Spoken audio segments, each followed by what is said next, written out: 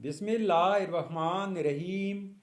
السلام علیکم ویورز، اس ویڈیو میں آپ دیکھیں گے ارمان نام کا مطلب، ارمان نام کا لکی دن، لکی نمبر، لکی پتھر اور دیگر دلچسپ معلومات، لہٰذا ویڈیو کو شروع سے لے کر آخر تک ضرور دیکھے گا۔ نام ارمان۔ ارمان ایک اسلامی نام ہے۔ یہ نام لڑکوں کے لیے استعمال کیا جاتا ہے۔ ارمان نام کی ابتدائی تاریخ عربی زبان سے نکلتی ہے۔ ارمان نام اردو میں 5 حروف جبکہ انگلش میں 6 حروف اور ایک لفظ پر مشتمل ہے۔ ارمان نام کا مطلب ہے خواہش، تمنا، آرزو اور فوجی۔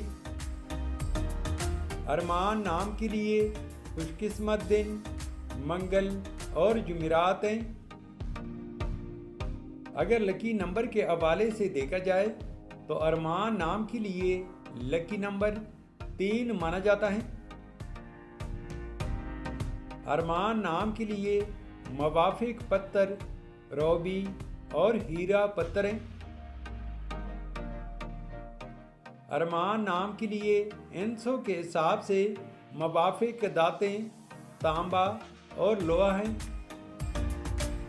ارمان نام کے لیے موافق رنگ سرخ اور بنفشی رنگ شامل ہیں۔